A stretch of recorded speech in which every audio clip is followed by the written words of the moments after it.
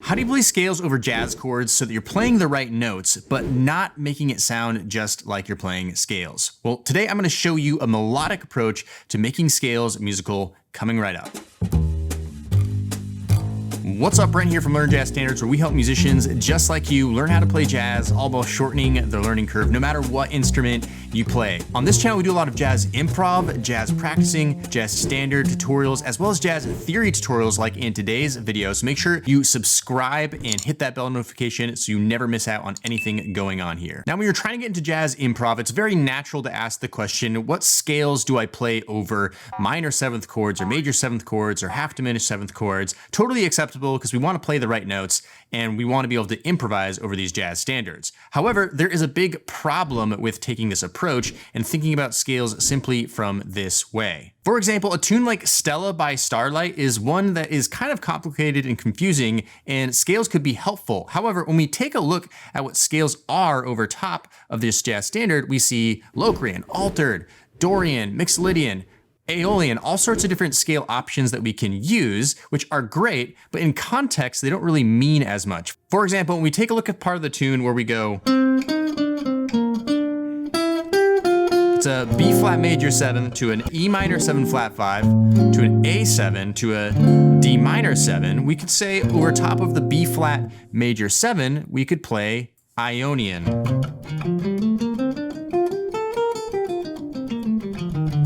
And over top of the E minor 7 flat 5, we could play the Locrian mode. And over the A7, the 5 chord, we could perhaps play the A altered scale.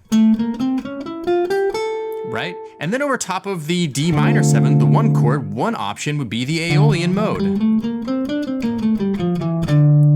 However, just looking at these notes by themselves, we can tell that this really isn't very musical, and it doesn't take something very important into context. Taking a look at this tune, we can actually see that in context, the B flat major 7 is the 1 chord, it's the parent key center, and the E minor 7 flat 5 A7 to a D minor 7 is what we would call a 2-5-1 of 3, the D minor 7 being the 3 chord within B flat major. Now, even more importantly, we want to look at what chord is going before the D minor 7 and what's coming after the D minor 7. Chord after D minor 7 is B flat minor 7 to E flat 7. So when we're trying to make musical choices, if we're just simply saying we're going to play the Aeolian scale over top of the D minor 7, we're completely missing the point of the idea that we're trying to move from one chord to the next. So instead of actually thinking about what scales we should play over top of chords, we should be thinking about how can I resolve to each chord and what notes within a scale can I use to resolve to that chord. So I'm going to show you how I take scales and make them musical so it doesn't sound like I'm just playing scales, but I'd love to hear from you in the comments below or the show notes is what do you do to make scales sound musical and not sound like scales? Would love to hear your thoughts. So the first thing that I would do to make the scales musical is first of all to get rid of the scales altogether and instead focus on the core structure of the chords, which is of course the chord tones. So if we take a look at the B flat major 7, the E minor 7 flat 5, and the D minor 7, we can go down to the root, 3rd, 5th, and the 7th of the chords. Now, I always like to start with the chord tones because the chord tones are the most important notes we want to target in our melodic lines to really make the chords come out in our solos. So over top of a B flat major, root, 3rd, 5th, 7th. Over top of an E minor 7 flat 5, we've got root, 3rd, 5th, 7th. And then over top of the A7th, we got the root, 3rd, 5th, 7th. Now, depending on the quality of the chord, the 3rd will be flatted, or the 7th will be flatted, or the 5th will be flatted in the case of the half diminished chord. But we want to be able to identify what those chord tones are first, because those are the notes that I want to be highlighting and resolving to. And then we can go back and think about the scales that we could possibly play over top, like the Ionian or the Locrian or the altered or the Aeolian. And essentially we're just thinking about those notes as filling in the gaps between the chord tones. We just need to figure out how to arrange them in such a way that it actually sounds like a super badass solo. Which brings me to the actual music. So what I want to do is I want to go over this Locrian sharp 2 lick, which is using the Locrian sharp 2 scale as well as the altered scale, but we're gonna make it really musical. So first let's listen to the way this lick sounds, and then we'll go ahead and try to understand it, how it fits in with the scales.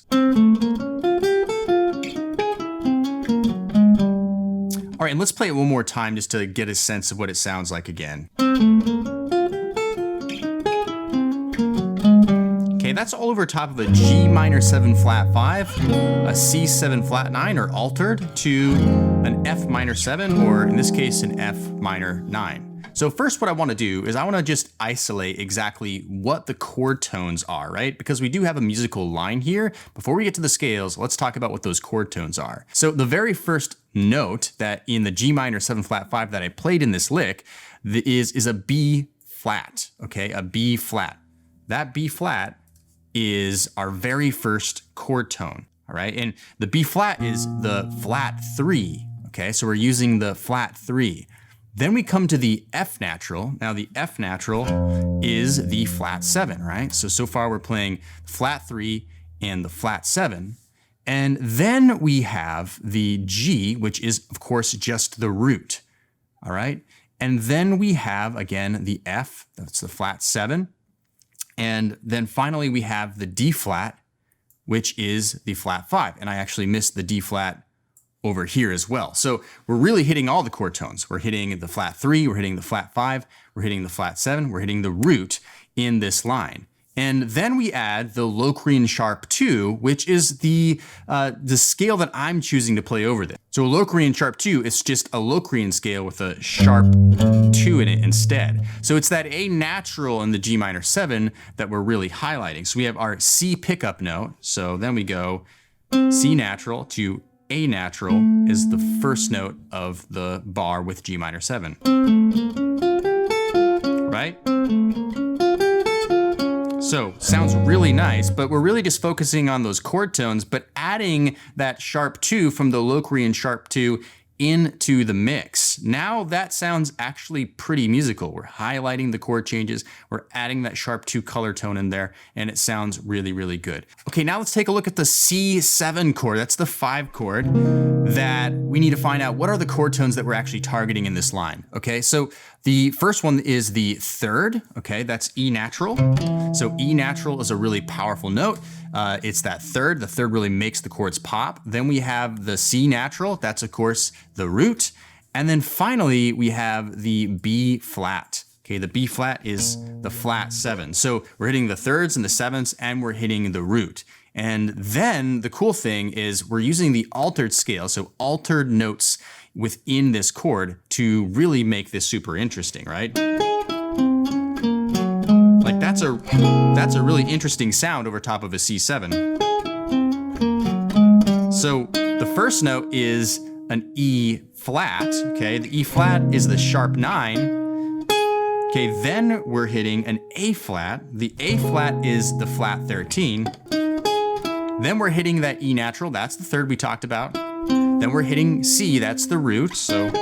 And then we're hitting D flat. What is D flat? That is the flat 9, right?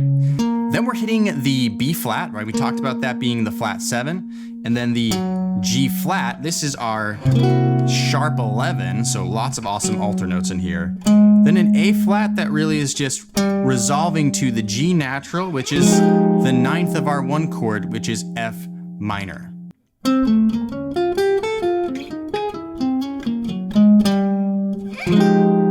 So in summary, we want to be using scales in order to resolve to chord tones so we can make more musical sounding lines, make scales musical, and play better melodic jazz solos. And by the way, if you're someone who's like, hey, I actually don't even know what scales should I play over different kinds of 7th chords, well, I have a video up on the screen right now that is a crash course on what scales to use over 7th chords. So do make sure you check out that one. That could be helpful for you. And by the way, we do this stuff every single month in our LJS Inner Circle membership, working on creating better solos, better improvisation, and making scales musical. We even have a course called Making Scales Musical 101. So check that out at ljsinnercircle.com. All right, that's all for today's video. Make sure you like this video. Make sure you subscribe if you found it useful, and I'll see you in the next one.